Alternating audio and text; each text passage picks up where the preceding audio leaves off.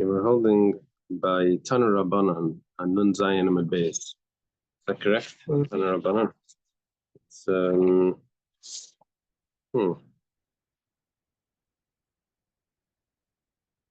It's only like 13 lines from the wide lines. 13 lines up. Okay. I think Hashem that's able to sign title every day. It's also learning with Shabbat Beis Mikdash immediately. Learning Lili Nishmas and for Shlema for everyone that needs for Eretz Yisrael. So safe. Okay. Says like this, Tan Rabbanan. Starting in a Braisa. Ish. We're quoting the pasuk here, which is referring to unacceptable, non-kosher relations. Isha shall call, the pasuk says, Isha shall call she'er b'sari le'sikravu legali serva, that it shouldn't come close to having relations with someone that you shouldn't. So when it says ish, the Gemara learns from that, the Brisa learns from that. It says ish, ish. It could say any man. It could say a man that does this. Why does it have to say any man? Ish, we translate as any man. It says the Rabbi says akutim shemazon al Yisrael. It's coming to tell us that the non-Jews have the same laws of forbidden relations, just like a Jew. Gemara says, really? That you learn from here, from the pasuk that talks about the Jews not forbidden relations. We learn we have a totally independent source at the beginning of the Torah. It speaks about Vayitzav Hashem Elokim ala Adam leimar mikol etzagan achal teichal. It says that Hashem commanded man, saying, from all the trees of the garden you should surely eat. And we said over there that leimar mehasam nafka, the leimar zagilei arayis. We learned that the word leimar, to say, is actually referring to forbidden relations. That's our question. What source is what's the actual source? Is it from an extra word by the laws of in the Jewish laws, or is it from the word lamar, which is talking about the Noachide laws? The Gemara says Hasam barayis to Hacha barayis dan. There's actually two types.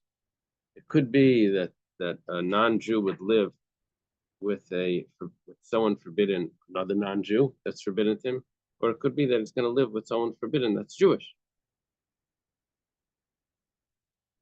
And the problem isn't that it's an intermarriage. There's another problem. Maybe it's a married person, maybe, right? There's other issues besides for the intermarriage issue. The Gemara says, the Gemara answers that Hasam barayis tidu, Hacha barayis tidan. Barayis tidan, what's forbidden marriages for a Jew, that we're learning from ish, we're extending it over to the non-Jew as well. It's Ktani Seifa, because if you read further in this Brisa, it says like this. If someone lives with if a non-Jew lives with someone that's forbidden, but that's Jewish, Nidin B'dini Yisrael, then they're judged by the Jewish laws. You see, normally, actually, the Gemara is going to go through the possibilities of what this means by Jewish laws. But let's say they're judged by the Jewish courts. Okay. Now, Lamai Hilchasa, what are you referring to when you say that if a non-Jew lives with a Jew that was forbidden to him, so that they're judged by the Jewish laws? So Amar Rav Nachman, Amar Rav Bavua, Rav Nachman says the name of Rav Bavua, Leinitzpel Le'eda Ve'edim Asra. We learned before that the non-Jewish laws, the B'nai Nayach, those laws don't have the rule of 23 judges for capital punishment.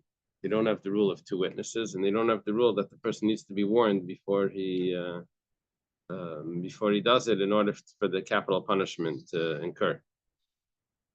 So we're saying over here like this, that if a non-Jew lives with a Jew, he's judged by the Jewish laws. That means we're going to require 23 judges. We're going to require that he's warned. We're going to require that there's 2 witnesses. Gemara asks on that migragara. 1 second, everything gets worse because he's living with the Jew. So now we're going to make it harder to give him the punishment. It's usually the opposite. Usually, if he lives with the Jew, we're going to make it if he does something against the Jew, that which should be even worse. So we should make it more easier to give him the punishment, right? So Elam of Rabbi Yochanan says Leinitzchal and Nara Marasa. We're talking about a special case over here. The two Leslu, the Daidin Lebedin and Didan. You see, in the non-Jewish marriage laws, betrothal is not considered marriage. So therefore, if a woman is betrothed, she never lived with her husband. She was betrothed. The husband just gave her some money, said you should marry me. That's not considered marriage yet. So therefore, if another man comes and lives with her, there's no death penalty on that. But in Jewish laws, there is a death penalty of skila, very strict. So now, if a non-Jew lives with another non-Jew, a non-Jewish girl that was betrothed to a different man, so then there's no death penalty. But if the non-Jew lives with a Jewish girl that was betrothed to a man, then there's going to be the death penalty, and it sounds like the death penalty is going to be skila, judged like the Jewish laws, right? Which is the rule of a nara marasa, this girl that's betrothed. I thought that non-Jews didn't have marriage. Don't have marriage, really? So how do you have a married woman? By the Torah, there's no with non-Jews. Because the laws of a married woman apply to the non-Jews as well, and they have a designated woman that there is marriage. So that's what I was thinking. Like even the exchange of money, like it's not like that's like Jewish, but then in the non-Jew world, they just make an agreement and that's it. Like I didn't think that they required money or any of the Jewish ways. No, so there would be an actual marriage for a non-Jew, but that marriage is only once they've lived together, not a betrothal. We don't have a betrothal for a non-Jew. Now, that being the case, if a non-Jew lives with lives with a woman that was betrothed, so there's no problem because that's not considered married. It's still considered single. But if he lives with a Jewish person, then it's considered a marriage. Okay. Gemara asks, what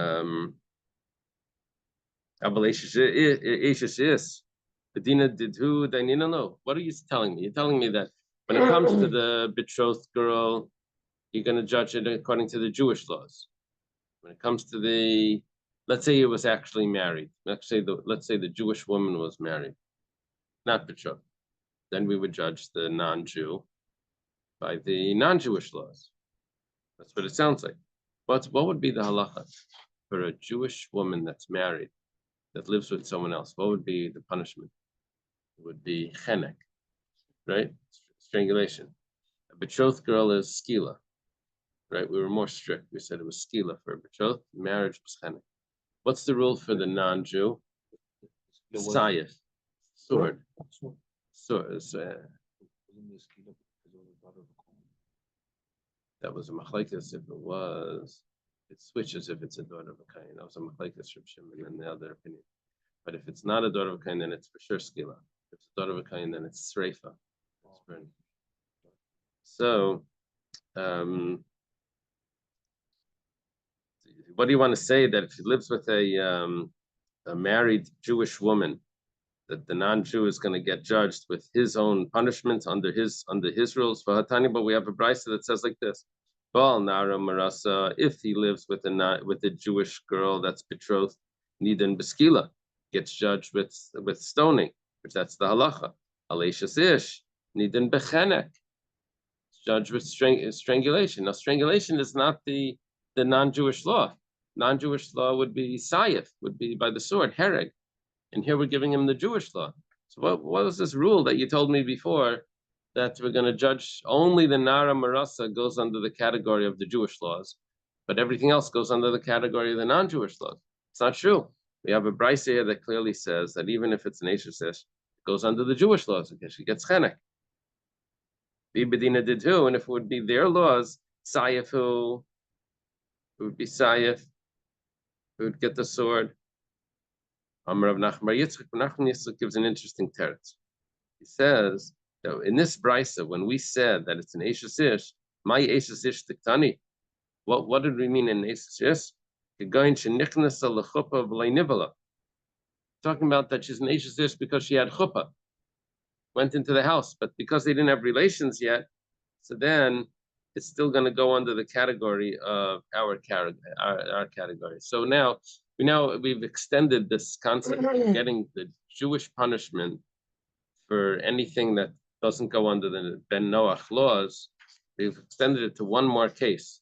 It goes besides for the arusa, which would be strangulation, which is skila, which they don't have. We've extended it also to Eishes Ish, but only in a very slight scenario where they already had the chuppah, but they didn't consummate the marriage. And then comes along this non-Jew and lives with her. So then at that time, it's going to be under the Jewish laws because the non-Jews still don't have that law. It doesn't go if it's not under the non-Jewish law, because non-Jewish law is only considered marriage once the marriage is consummated.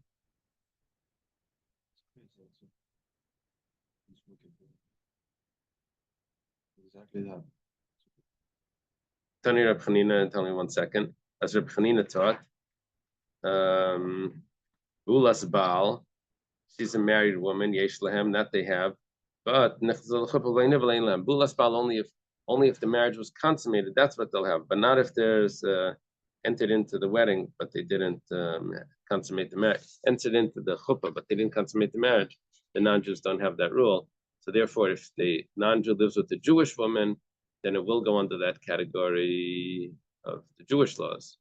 If it's a non-Jewish woman, then she's still considered single. Yeah, what were you saying? Exactly what these wicked people do. Once the betrothal happens, they want the woman. These kings what are the wicked Arabs over there? Once the betrothal happens, that he would take the women after their betrothed. Yeah. Exactly that was the Gemara in Ksubas. Yeah. They would have to live with the general. Something there once there.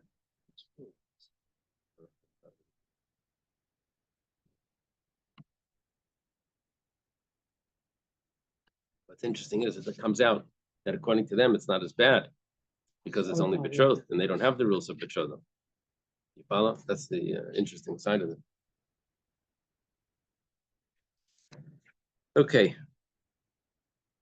Tani Kava said to Rabbi Yochanan, going to bring a support for Rabbi Yochanan that the rule of a Nara Murasa, the girl that's betrothed, is going to go under, if a non-Jew lives with her, it's going to go under the category of the Jewish laws, right?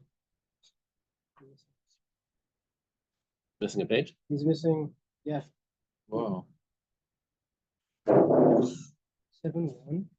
And he jumps to 57.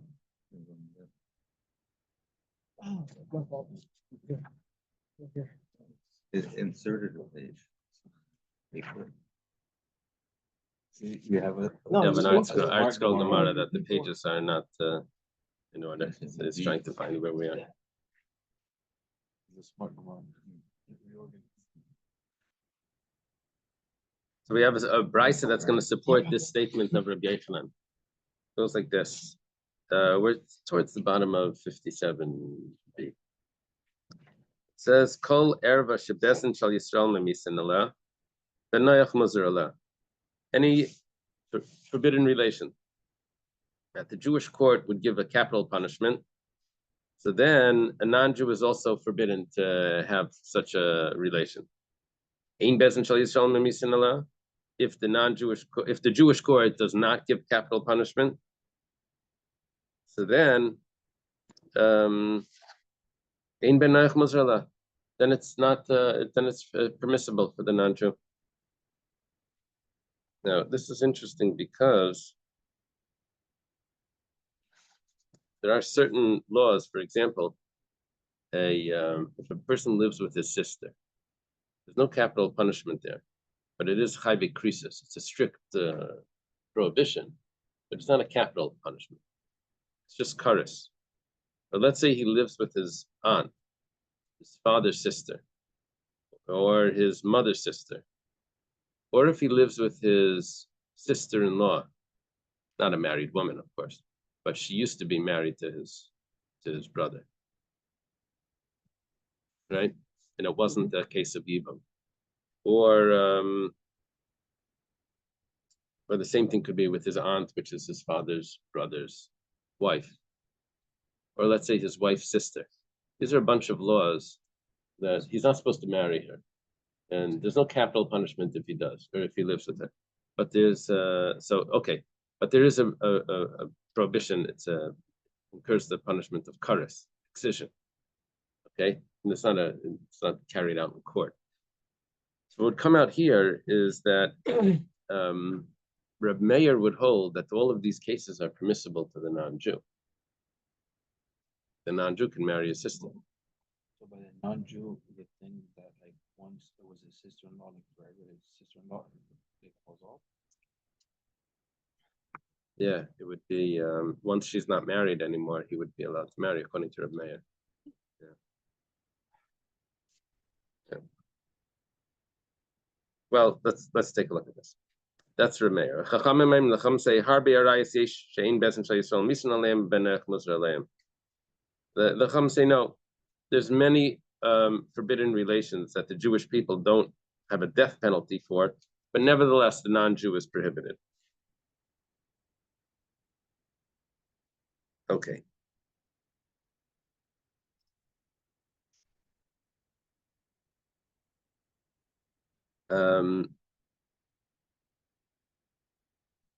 This is the support for Rabbi Yochanan. Let's take a look at this. It goes further. Baal Arayas Yisrael, if he lives with a forbidden relation, it has forbidden relations together with the Jewish woman, need the Medina Yisrael, then they're judged by the Jewish court. Baal Arayas ben Nayach, need the Medina ben Nayach. He lives with a non-Jew, forbidden relations, so then he's judged by the non-Jewish courts. But what the difference would only be by a Nara Marasa. Very interesting. The difference would only be in Nara Marasa, which is exactly the case of Rabbi Yochanan, that over there the law would switch, that they would go under the category of the Jewish court. Okay.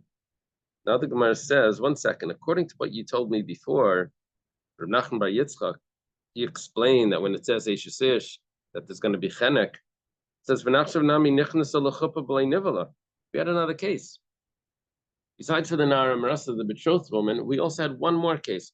And that was if she entered into the marriage, but they didn't consummate the marriage yet. We said that would also be the Jewish law. So why do you tell me that it's only the betrothed girl? It's much more than the betrothed girl. It's also it's that one more case. It's in the case of Eishes Ish that didn't have to consummate the marriage. The Gemara answer is very interesting. The Gemara gives an interesting answer. It says, Hi Tana de Bei Menashe. This is following the opinion of the Tana de Bei Menashe, the teaching that was in the house of Menashe. The Amar that he said, Kol misa amur ben nayach ein el chenek. We didn't say that it's judged by the Jewish court. We just said that there's chenek. And we understood that was the Jewish court because a married woman that lives with someone else gets chenek. And we said if it would be a non-Jew, it would be by the sword. It would be hereg or sayef. So obviously we were assuming that it was the Jewish court. Now we're saying, no, that was an assumption. Really, it's the non-Jewish court. And this follows the opinion that all the non-Jewish punishments are under the category of chenek. So when we said chenek, it wasn't the Jewish law. It was chenek, the non-Jewish law. And it was following that other opinion that held that they get chenek. They learned shefech dam adam ba'adam, that the blood is spilt in the man. Which type of punishment is in the way the blood doesn't leave? That's chenek. They had that limud. Okay. Now the Gemara goes back to analyze what we said from Reb Meir. The Savar Reb Meir, does Reb Meir hold that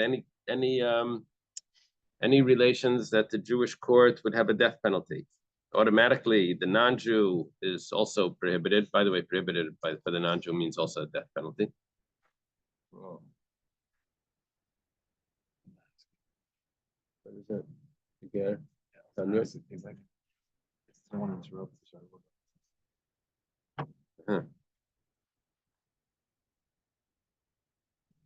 Tanya, but it was taught in a Bryce. We're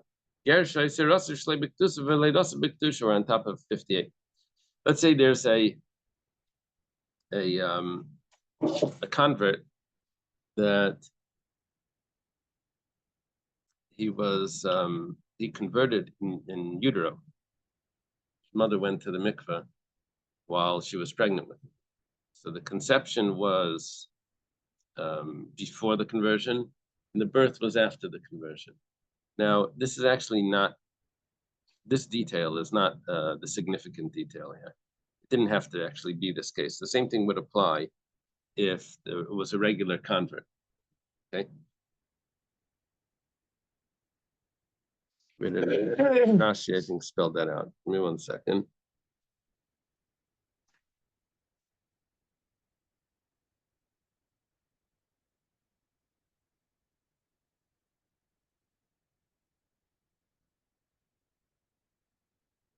I'm not sure. I saw that somewhere, and I'm not seeing it now. And oh, yeah, later on, Rashi says,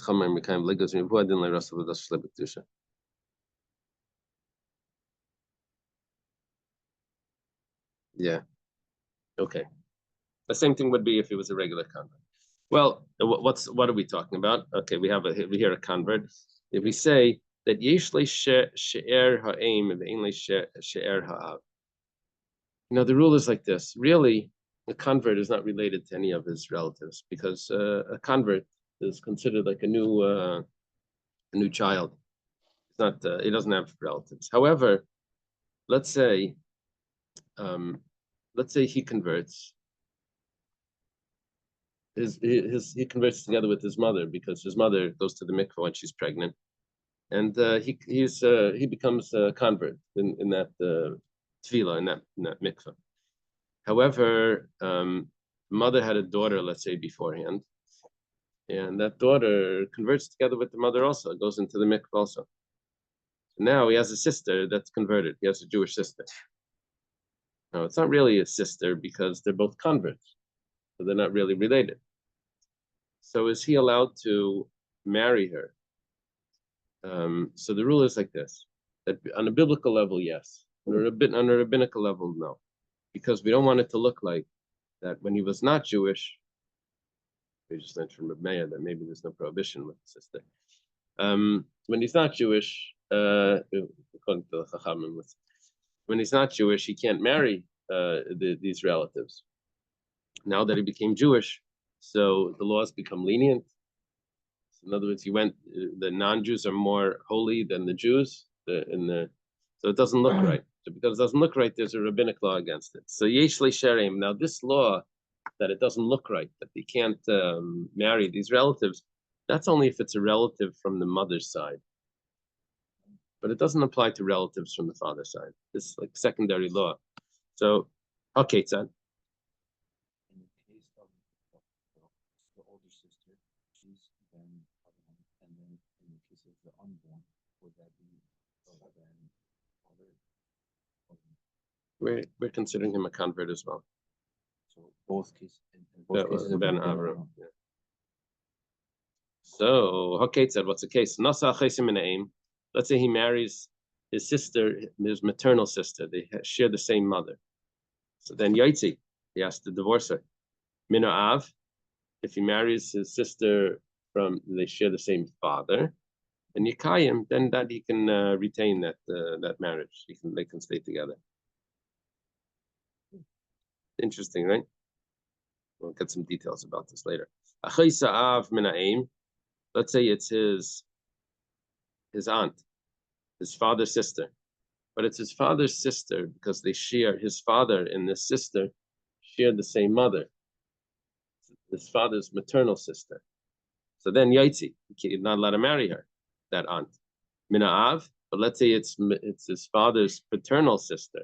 They share the same father, not the same mother. They were different mothers, but they have the same father. Then Yikayim, that he's allowed to marry. Now, 1 second, why was he allowed to marry his aunt? Yes, because it's his father's sister, right? If it would be his mother's sister, it's a problem. If it's his mother's sister from the mother, then he has to divorce. Let's say it's his mother's sister, but it's from the father. This is interesting because you have the mother's family mixed in, but that mother's family is only through a paternal link, that sister. So this is a machlekes. Reb Meir says that there's a concern over here that it looks like the mother's family.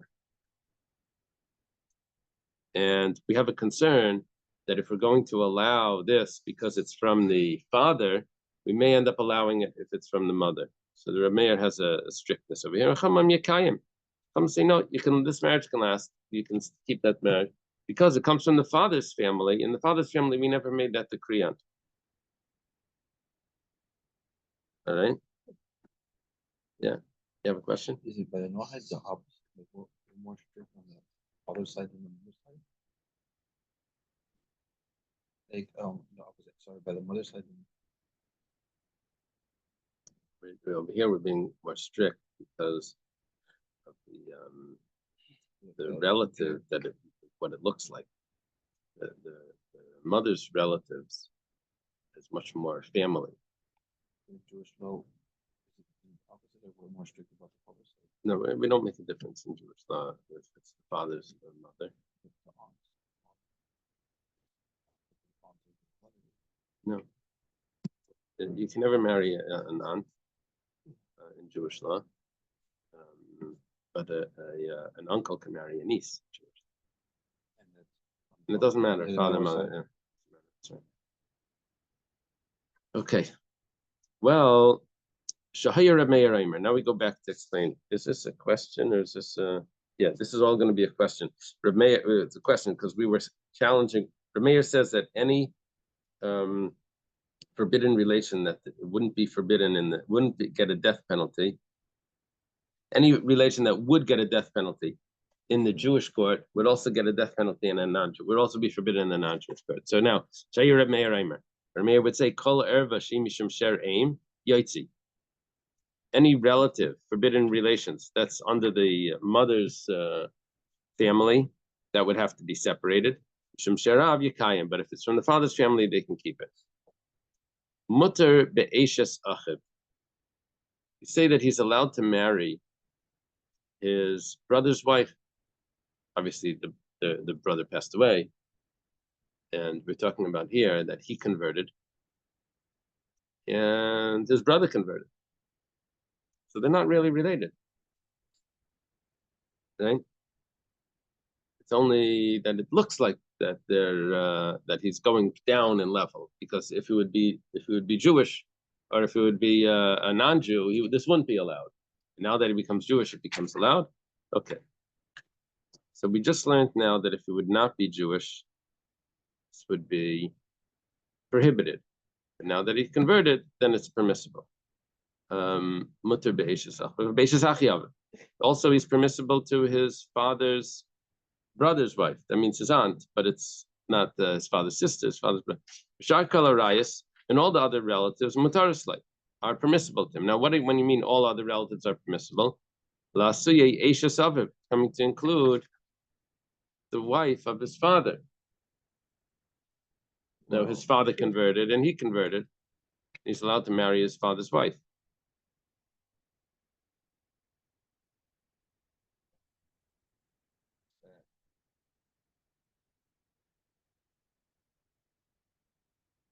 And okay, let's go further. Nasa ishu bita.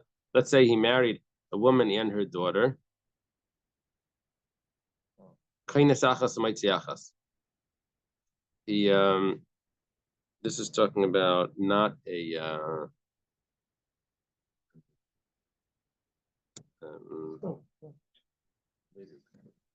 He's talking about he married them while they were, before they converted, and they convert together with him. So now he has to choose one of them, right? To choose one of them. L'chatchila la yechnes. But l'chatchila, he shouldn't do this. Okay. In other words, all of the cases before where we said you had to separate, that was, we didn't mean, we meant that l'chatchila you shouldn't, even the ones that we said that you can keep, we meant that l'chatchila you shouldn't, but if they're married, they can keep. Meisa Ishtay, if his wife passes away, Mutter b'chamaisa, he's allowed to marry her mother. Yeah.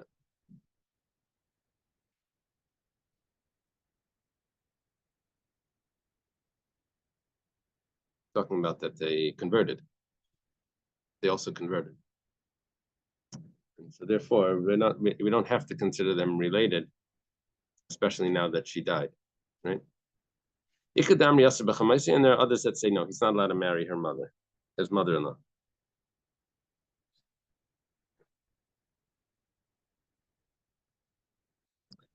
And now we have to go back and analyze. This is going to be a question on Reb Meir.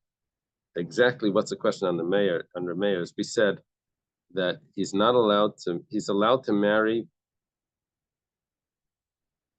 Did we say a sister here? We said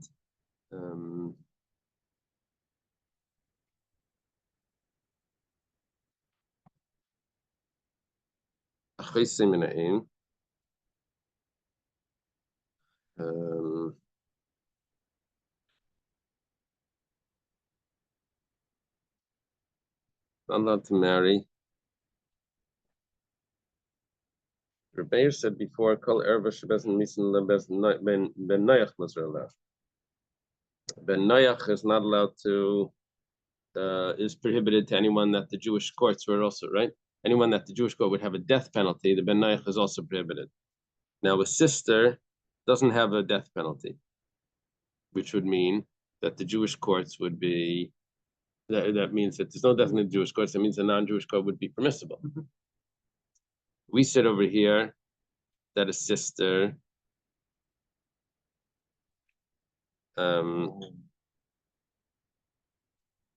we said that the sister, he's not allowed to, from the mother's side, he's not allowed to marry. Why? Because he's going down in level. But if it would be a ben nayach, it would be prohibited. That's why should it be prohibited?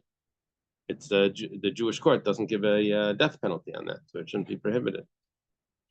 It sounds like what Mayor wants to be like extra like strict, because it says that allowing this might, like, he might think that he can marry other people.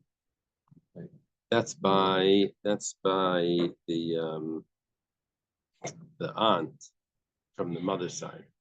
That's by the aunt from the mother's side. Yeah. But that, let me see what the question is.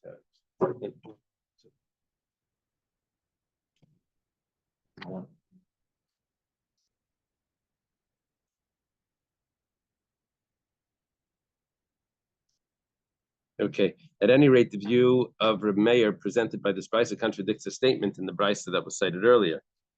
Reb Meir's view in this brisa contradicts both principles.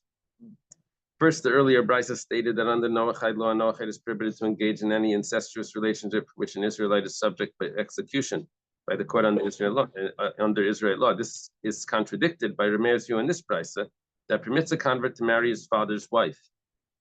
Okay, that we didn't mention. The father's wife is permissible since it is permitted for a Noachide to do so. But according to Israelite law, an Israelite who cohabits with his father's wife is liable to execution. A Noachide, and consequently a convert, should therefore be prohibited to such a relative. Okay, so we have one problem here from the father's wife that we said was not a problem.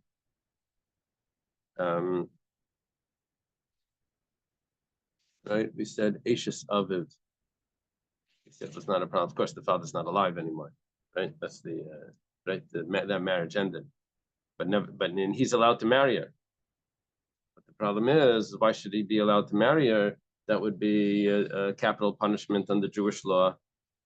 Capital punishment under Jewish law means that it's prohibited under a Noahide law. Prohibited under the Noahide law means that we have to make a decree under that even after they convert, they can't do it. Now, the second problem is the same objection applies to the mother-in-law. Okay. What's the second one? The earlier Bryson next stated that a Noahide is permitted to marry any relative whom an Israelite is not liable to execution under Israel law. This is contradicted by the ruling of the Bryson that prohibits a convert to marry his own sister, his father's maternal sister, his mother's maternal sister, based on the fact that these relations are all prohibited under Noahide law. According to Israelite law and Israelite legislation, any of these is not capital punishment. Okay. Yeah. Two problems. Two problems with the general rule that was posed by Reb Meir, that if there's capital punishment under Jewish law, then it means it's capital punishment under Noahide law or prohibited under Noahide law. If it's not capital punishment under Jewish law, then it's not prohibited under Noahide law. Both of those are contradicted by this price. So the Gemara answers, Amar Rav Yehuda. Rav Yehuda says, like kasha, it's not a problem. How do you answer a contradiction? You say it's a machlokes. So Reb Meir aliba the Rabbi Eliezer, Reb Meir aliba the Rabbi Kiva. Yeah, both of those were Reb Meir, but Reb Meir had two teachers. And when he was quoting Rabbi Eliezer, he said it one way. He was quoting Rabbi Kiva, he taught it another way. The Tanya was taught in the Brisa. We'll go back to the. We learned that Reb Meir's two teachers were Elisha ben Avuya and Rabbi Akiva. Now we have Eliezer as the other teacher. That we didn't have that before, did we? Did we say that somewhere? That Reb Meir is a student of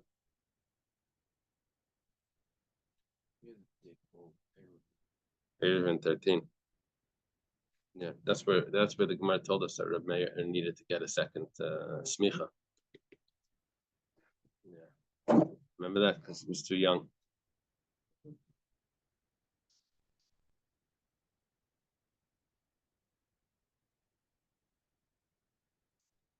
Bryce, it says like this. The pasuk says, "Al ken yazav yeshasav v'esimai." Therefore, a person should, yazav means forsake, to leave. He should leave his father and his mother, and he should cleave to his wife. That's the pasuk. Rebbe Lezer says, when it says he should leave his father and his mother, it's coming to tell us prohibited relations. He should not marry who? Aviv means achay saviv. He should not marry his aunt. That's what it means. Should leave his father. Should leave his father's sister. And so, what Imay mean? He should leave his mother. That means achay simi. He shouldn't marry his mother's sister. Rather, he should marry his wife. Rabbi Kiva says no. What halacha is? Are we learning that a person should leave his father and his mother? Aviv. What does his father mean? Eishes aviv. He shouldn't marry his father's wife. Obviously, even if the father is not alive. Nevertheless, he shouldn't marry the father's wife. Imay. What does it mean? His mother. Imay mamish. Means literal. So Rabbi Kiva is not as symmetrical, it's not as parallel as it is with Rabbi Eliezer. Rabbi Eliezer has father, sister, mother, sister. Rabbi Kiva has father's wife to mother, the actual mother, which is not a marriage relationship. That's a literal, that's a biological, right? Okay. So, and now we go further. V'davak, and he should cleave to his wife. It says, what if v'davak? V'lei b'zachar, and not to another. He should cleave to his wife and not to another man.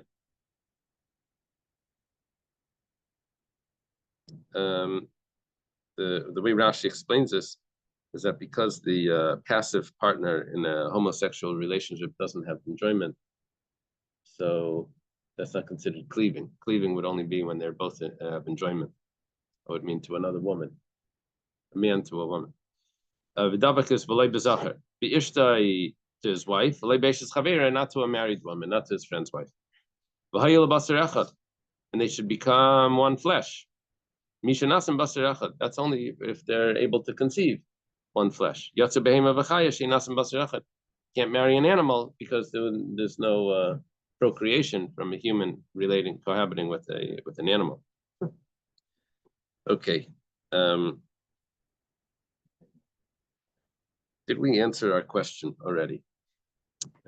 We have now Rabbi Eliezer saying that his aunt is prohibited, even though we're talking about Noachides.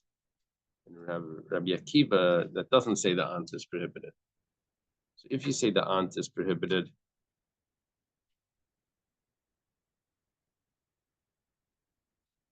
then that would mean that even though there's no capital punishment in the Jewish law, but there still is a prohibition in non-Jewish law, in Noachide law.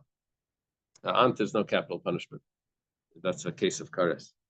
So we have here Rabbi Eliezer would be the Reb Meir of the previous brisa. And the Rabbi Akiva would be the original Reb Meir that says only if there's capital punishment is it prohibited by the Noachide law. Okay, Amar Mar. Go back to analyze brisa that we just quoted. Rabbi Lezer says, Aviv, what does it mean that a person should leave his father? It means achais aviv. Means he should leave his father's sister. He should not marry his aunt. Ema aviv mamish. Maybe it means he should not marry his father in a homosexual relationship. I know we already have that he can't marry another man. That we already know he can't marry.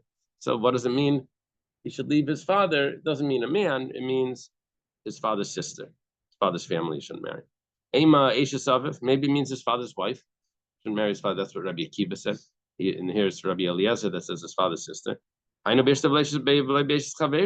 know he can't marry his father's wife because his father's wife is married to the father, and he can't marry a married woman. But maybe he shouldn't marry his father's wife even after the father dies.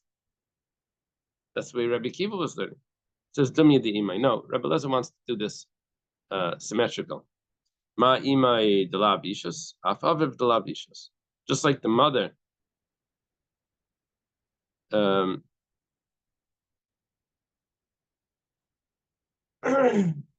case of the mother. How did Rabbi Eliezer learn the mother? It says achais imai. It says it's the case of the mother wasn't the case of marriage that prohibited it.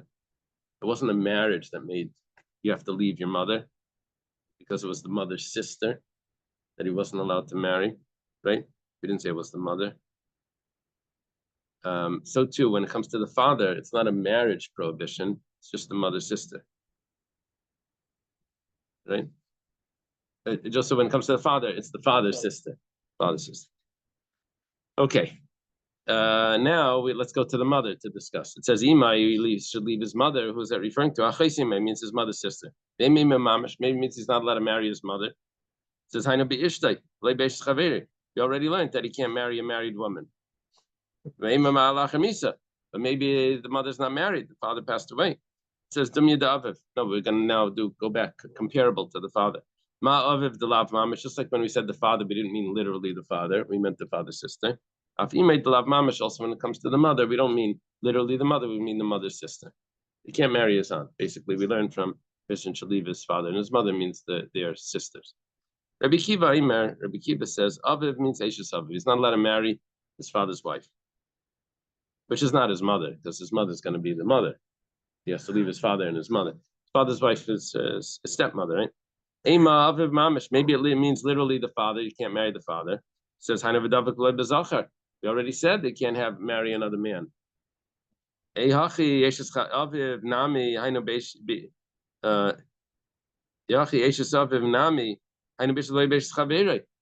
already said that he can't marry a married woman.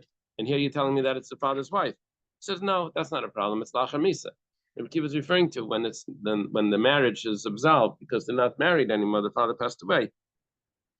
Then he's still not allowed to marry his father's wife. We learn that because he has to leave his father. It means he leaves his father's wife. Can't marry her.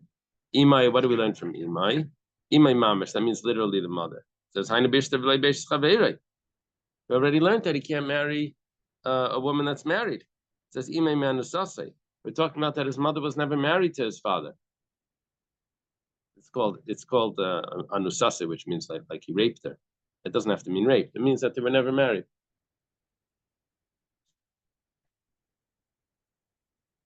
How does it translate over there? Mistress? No, it says rape victim. A rape victim? Why does it have to use that term? Is it because if there was consent, then it would be considered marriage? Is that the explanation for that? It is, his mother was never married to the father, rather his father had raped her. He was born from the union, therefore she's prohibited to him only as his mother, even while his father is still alive. Okay, that's the Gemara uses this term to show that it was without a marriage. I think that if there's consent.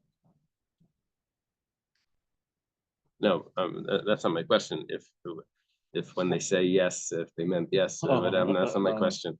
My question is, why does the Gemara, when it wants to tell me that it's his mother but not his father's wife, the way of describing that is not telling me that they did it without that they It was a mistress or something. that was a mistress. There was no marriage. Why does it have to use that? It said why doesn't it say that it was without marriage? Why does it say that it was rape? There's other ways of not having parents married. That's not rape. Why does it have to do rape? I'm suggesting that maybe if there was consent, in the non-Jewish laws, consent would mean that was marriage, at least temporarily. Maybe it's something to do with the Catholic. No.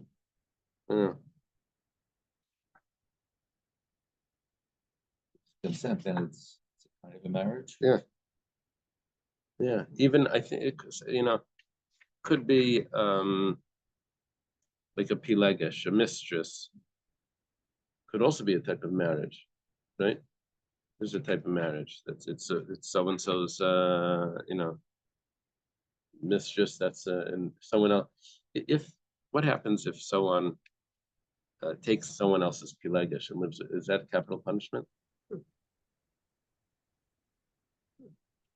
Shlomo Melech had how many wives?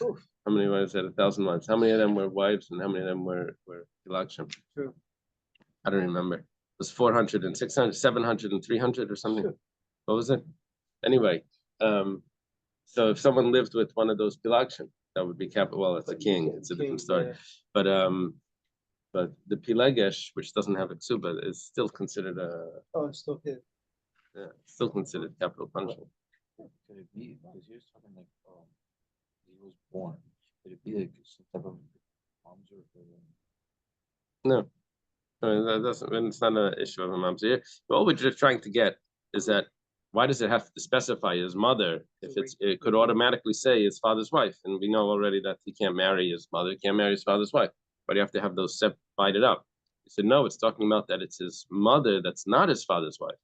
Now, how's his mother that's not his father's wife? We said, because his father raped this woman. He was never married to her. But why do you have to say rape? Okay, but then, anyway. The Maikamifli, what's the machlekes between Rabbi Eliezer and Rabbi Akiva? Rabbi Eliezer, Sava, Rabbi Eliezer holds, Aviv Dumi B'imai. Father similar to the mother. The Imai Dumi Daviv, and mother similar to the father. The only way we can have the comparison between he should leave his father and his mother, which should be the same case, but the only case we could do that if it's his father's sister and his mother's sister. Okay. Rabbi Kiva says, Mutav lukni beishasaviv bikri ervasaviv. It's better to establish that the case when we speak about the father is referring to the father's wife. Lafuki achoisaviv, because if it's talking about the father's sister, that's not ervasaviv, that's she'er aviv. Ikri. It's called the father's relative. It's not considered the nakedness of the father. Now, why do we have to use the word nakedness?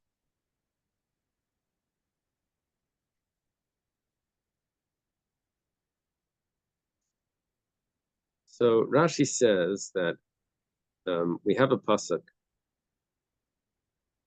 in when it comes to living with the father's wife. It says the person shouldn't live with the father's wife. Ervas aviv gila. He uncovered the father's nakedness. Okay, so this is called the father. We associate the father's wife with the father's nakedness. So having that pasuk, that would now tell me that a person should leave his father. Rabbi Kiva says that means the father's wife. Okay. Tashema, come and listen. I'm gonna ask some questions here. It says, V'yikach Amram es Yecheved Deidasei. Amram married Yocheved, his aunt. Now, who was Amram? Amram was the son of Kahas. Kahas was the son of Levi. Kahas had a sister, Yocheved. So they share the same father, right? Levi is the father of Kahas, the father of Yocheved, and Amram marries his father's sister from the father, right? My love, we assume my love didasim in aim. We assume that it's also the same wife as well, right? That the same mother that gave birth to Kahas also gave birth. We don't know her name. We don't know the names of the wives of the Shvatim, but we assume that it's the same one that gave birth to Kahas, gave birth to Yocheved. Now, 1 second. How is he allowed to do this? It's before the Torah, right? And before the Torah, you're not allowed to marry a relative from the mother's family. Mother's family is considered a relative, right? According for the non-Jew, mother's family is considered a relative only. The Gemara answers like they doesn't enough. It was only his father's. It was only his father's sister, because they had the same father, Levi, but they came from different mothers, and that's how Amram was able to marry Yocheved. Going back to what we said before,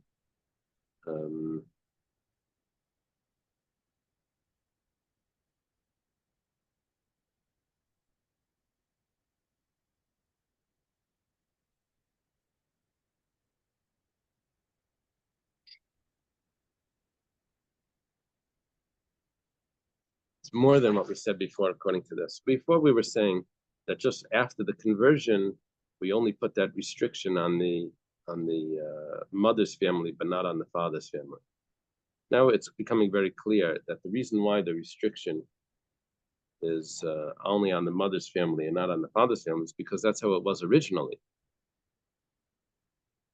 Even by the Ben Noach, it was only on the mother's family and not on the father's family. Yeah, and that's what's coming out now. That how was Yocheved allowed to marry? How was Amram allowed to marry Yocheved? Is because that restriction of marrying the aunt was only if it's the mother's, the father and sister share the same mother. Okay. Tashima, another question. 1 second. When we ask this question, Tashima Vikaham my love didasim in aim, that would be a question on Rabbi Akiva, Rabbi Eliezer. Rabbi Eliezer says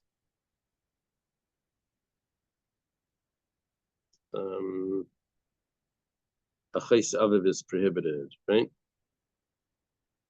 His father's sister is prohibited, which means father's sister is prohibited, which means that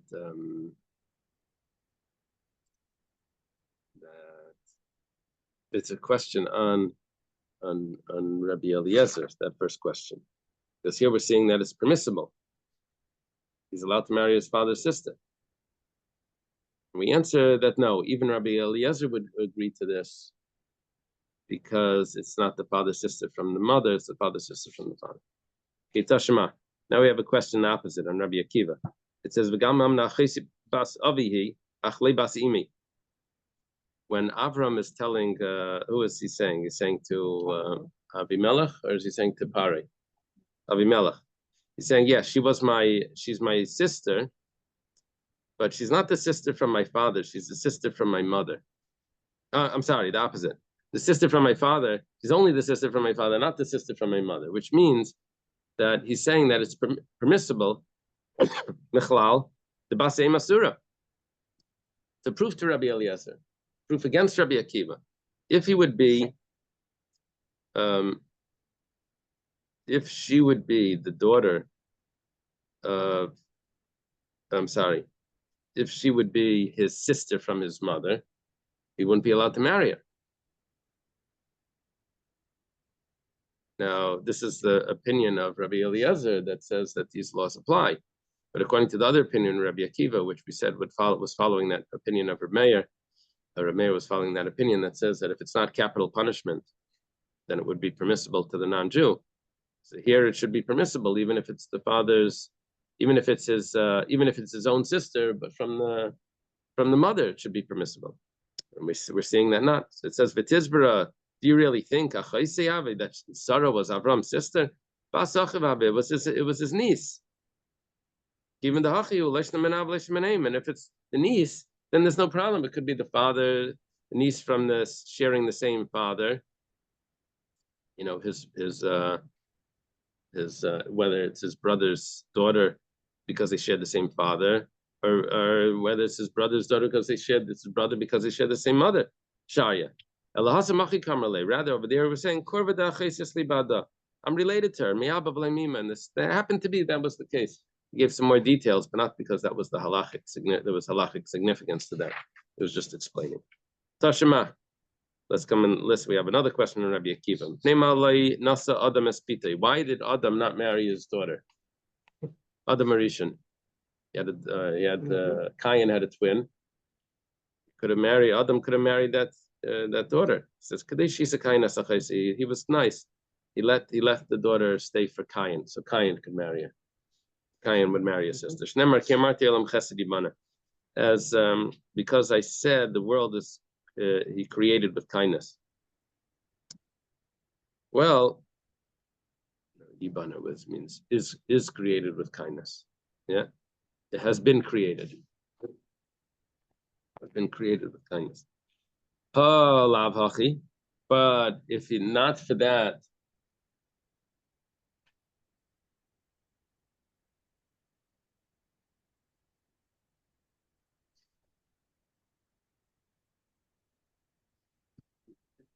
By the laws of freedom, the brother would be the first one. brother. What do you mean? Sorry. The question here is. One shot kindness. I'm sorry. One shot kindness. Yeah. Only for kindness. Only for Cain. But asking that apparently this was one exception that was made, but if not for this exception, then it would have been prohibited for Cain to marry his sister.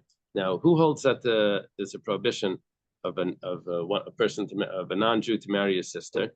That's the opinion of Rabbi.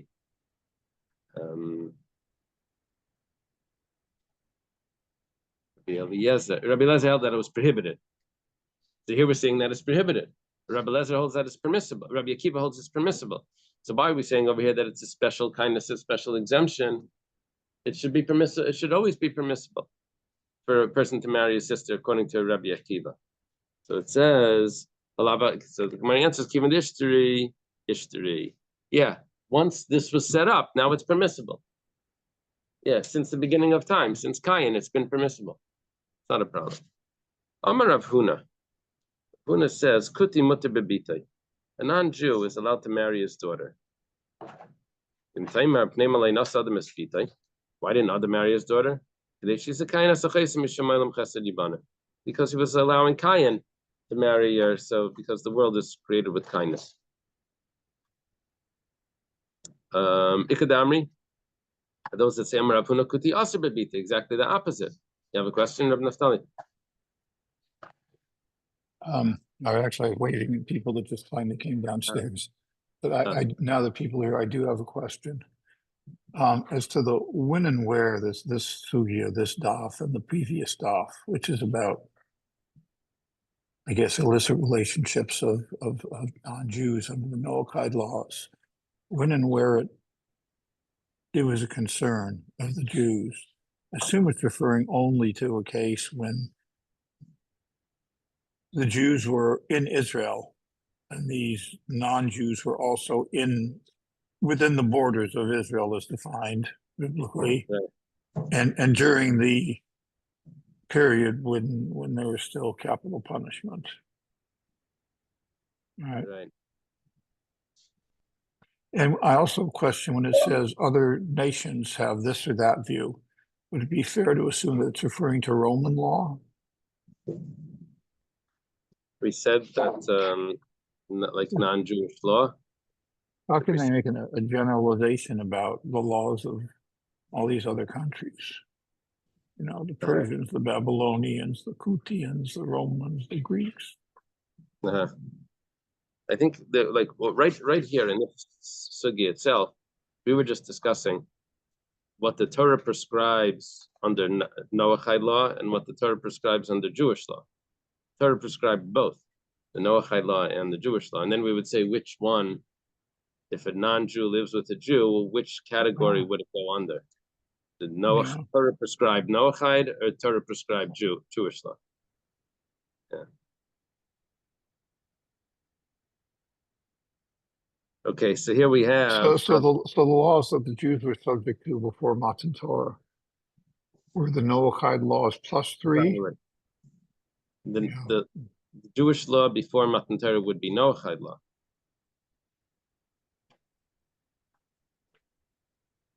Yeah, that's why we're discussing here with Avram. Well, it seems that the marriage of Cain to his sister was the one point where you reach a point where you can no longer find a halakhic basis. You just have to say it was because of kindness. Right.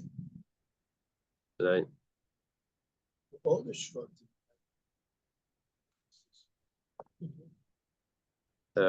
Did the Shvatim marry their sisters? That's Machlekes Rabbi Yehuda and Rabbi Nechemia. They married Canaanite women or their sisters. If they married their sisters, how were they allowed to marry the sister? The answer is that they're B'nai Noach, and we're going to follow the opinion of Rabbi Akiva that allows them to marry the sister because it's not prohibited. It's not a capital punishment under Torah law. That's what I have to say. This is very interesting. This resolves that whole discussion. Yeah. It adds this detail. Okay, so there's another version of this where Rapuna says Kuti asabebite. Kuti is not allowed to marry his daughter. Teda, I'll prove it to you. Shleinas Adam espite. Adam didn't marry his daughter. He could have. Why didn't he? Because he wasn't allowed. Says Valahi, that's not a proof. That was in order so Kayan should be able to marry his sister. Because the world was created with kindness. I'm Rav Chisda. Rav Chisda says, Eved mutter be'imai, mutter be'bitei. A non-Jewish slave is allowed to marry his mother and is also allowed to marry his daughter. Now, if he would be just a regular non-Jew, he wouldn't be allowed to marry his mother, he wouldn't be allowed to marry his daughter. But now that he's converted partially, because he became a non-Jewish slave, Neved Kanani, so now he doesn't have the laws, the Jewish laws, and he's also a partial convert. The Jewish laws would say that you can't go from a lesser holiness to a, when you're becoming Jewish, you're not going to a lesser holiness. It would prohibit it. But here, because he's in limbo, he's in between. This is like the duty free. You know, you don't have these laws and you don't have the taxes here.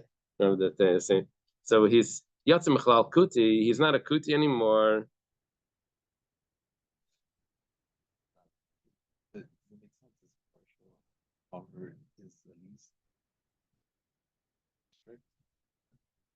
Yeah, well, any convert is allowed to marry his relatives, right?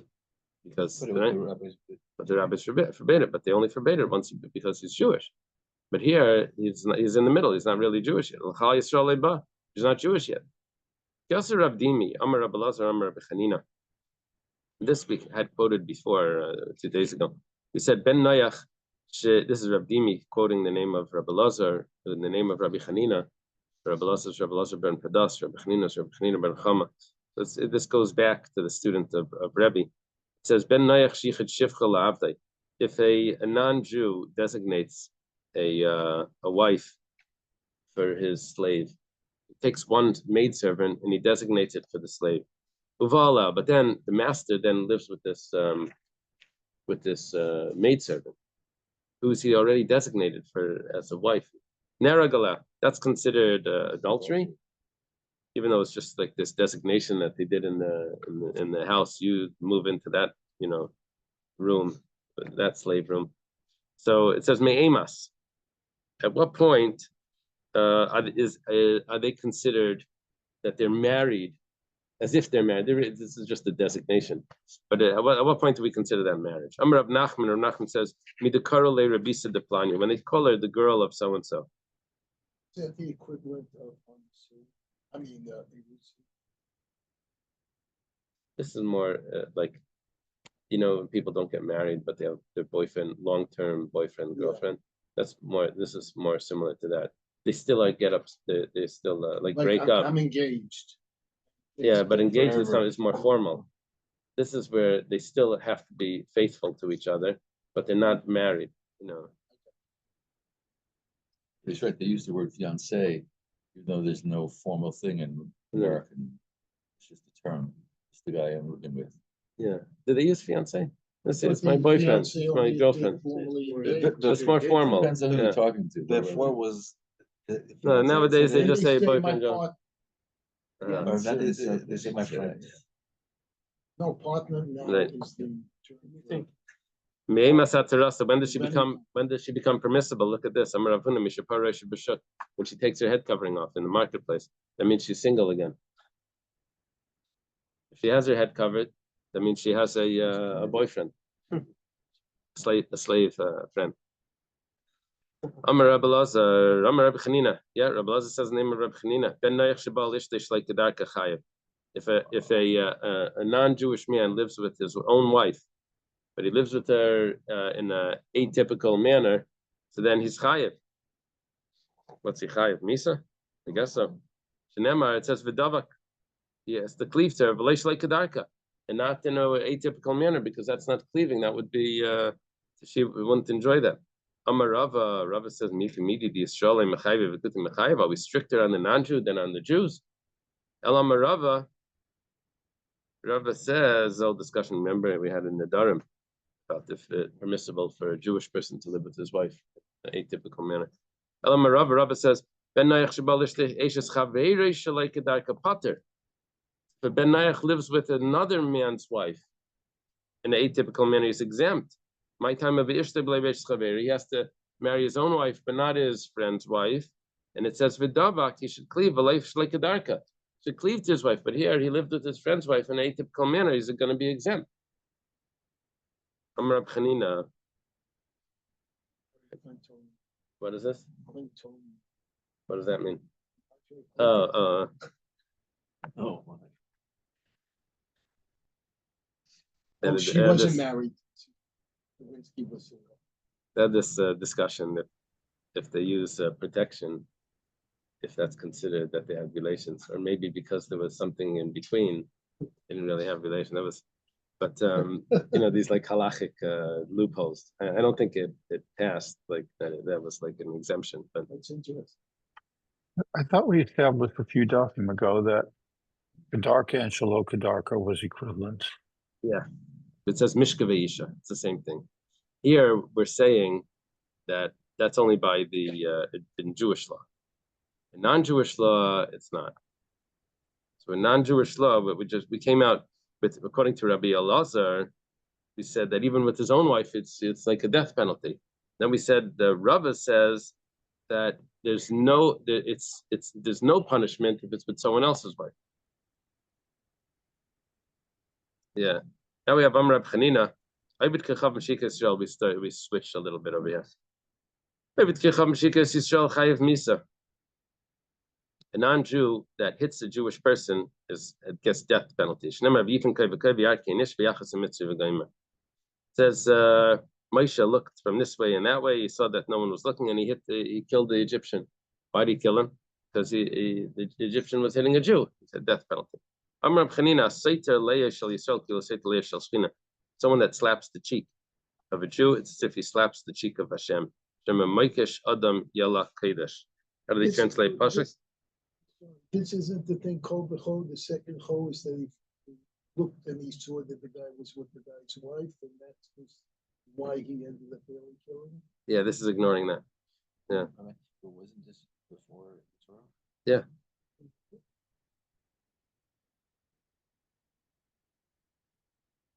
Yeah. Like Biab the Shabbos Shimon. Okay, the next law is from Rish Lakish.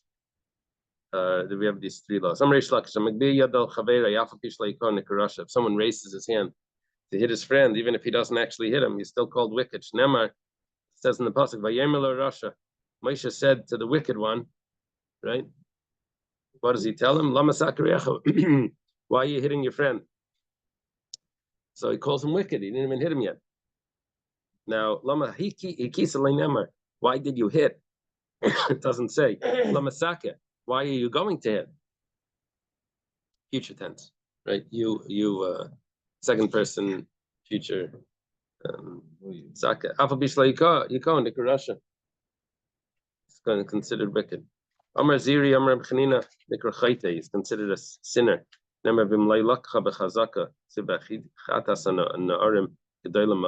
This is where they would take the sons of Levi would take the meat.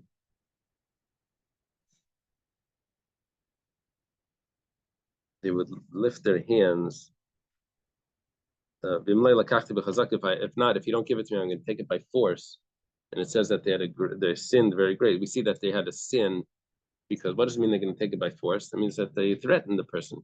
They like made a fist or something.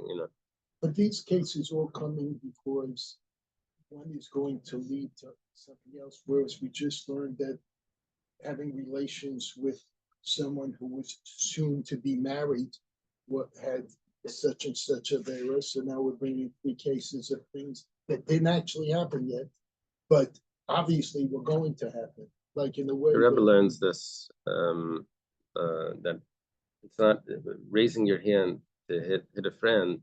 It's not a halacha ben adam lachaveira. You didn't actually hit him, so there was no harm between man and man. It's a harm between man and Hashem, because Hashem gave you a hand to do mitzvahs with, and you're now using it. So it's between man and Hashem. It's not a. It's not the Rebbe says that in. Remember that sicha in Chiluk Lamed. One of the practical implications of this is he's disqualified from being an aide. Oh, very interesting. Yeah, that Naftali says he's called a Rasha, then he can't be a witness. Okay. Rabbi Huna Amar tikatzitz yada. Rabbi Huna says his hand should be cut off. Nemar Zraya Rama Tishaber. The raised hand should be broken. Rav Huna cuts yada. Rav Huna actually did this. He cut off someone's hand.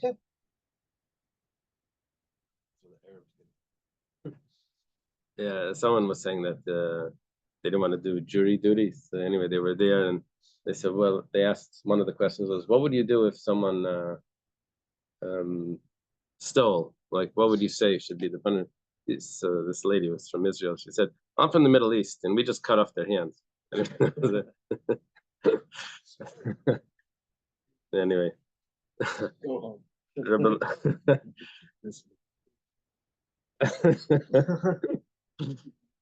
Rebbe Lezer says, "Ein like takana ela kvura." You get buried. Remember, Vizraya Allah Yaretz, the strong man, to him is the earth. Amar Rebbe Lezer leinitna karka lebal Yisraelis. Land is given. You have to tell me what the explanation is over there in your thing. Land is given to those that are mighty. Remember, Vizraya Allah Yaretz. Now, what I'm understanding is that in order if you buy land, because there could be so many problems and people saying that this land is my land, you need really thick skin to be able to hold on to the land. Someone that works the land will be satisfied with bread. If you have land, you have to become a slave to the land. Then you'll be able to have bread. If you don't become a slave to the land, you don't toil, you don't work hard with the land, you're not going to get anything from it. Rish Lakish also said, this is the 3 halachas from Rish Lakish. Not to raise your hand, you have to be a slave to the land. And a non-Jew that keeps Shabbos is Chayiv Misa, gets a death penalty. Day and night should not cease. It means you have to work. And the master taught us that even a warning is a death penalty. Ravina adds in, even if they kept the Monday, it doesn't have to be a Saturday. So So why didn't this count as one of the 7 mitzvahs? Because we only said positive, we only said negative things. You shall not eat from a living animal, you shall not curse God, you shall. If this is a positive, what's the positive? That means work. This law is work. And because it's a positive law, so it doesn't go under the 7 mitzvahs. It says, what about setting up courts? That's a positive, because it's counted. It says, that's a mixture of both. Because that says that you have to carry out the punishment, carry out the law, and also don't have corruption. So it has a positive and a negative. Rabbi Yochanan says, a non-Jew that toils in Torah gets a death penalty. This is the Torah that Moshe commanded us is an inheritance. To us, it's an inheritance, not to them. Why isn't it counted amongst in the list of 7 mitzvahs? The one that says that you read Mayrasha as an inheritance, so it goes under the category of theft.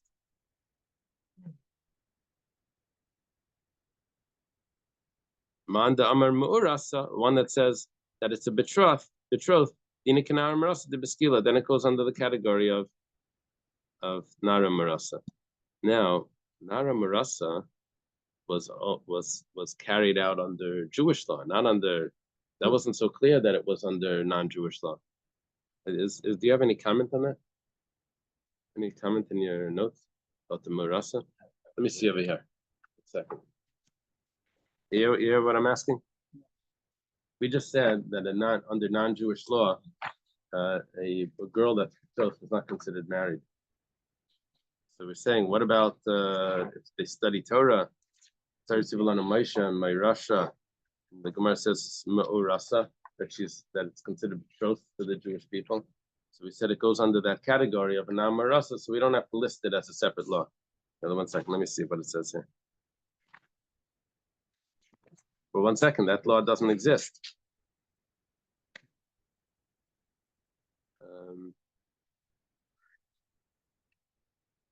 Oh, that's what it is. It goes under the category of the Marasa to the Jew, which we said now Marasa under the non-Jews doesn't exist, but a Nara Marasa to a Jew does exist. Get skila, right? Okay, Meisvei the Gemara is a question on Rabbi Yochanan. It says, "Hey, Rabbi Meir would say, afilu." What do you have, guy? The altar. Everything of him. Vaisik Batera. Kain Gadol, that is considered like a Kain Gadol. So great. Even a non-Jew that studies Torah is like a Kain Gadol. Shnemar, Sheyasa Adam v'chaybahem Kainim liyum v'shem leinemar ela Adam. It says that you should guard the laws and that the man will do and live by them. And it says Adam. That's referring to any man, even a non-Jew. So halamarata, we learn from this. Shafilu oivit kechavim va'isik batera harei kain gadol. And you told me before that he gets a death penalty. Now you're telling me that he's like a kain gadol. Gemara answers, Asam b'sheva mitzvahs to do. Over there we're talking about where he kept his. He was studying the laws of sheva mitzvahs. He was learning these 3 blot of Sanhedrin. That's why he's like a kain gadol if he learns this. Okay. Is it Kohen Gadol for the Goyim? Let's leave it over here. Rabbi, question. Is it considered Kohen Gadol like the big kahuna for the Goyim? No, it's considered even like a kain gadol. So we have so he's like a ger tzedek, but he's not a ger. Right.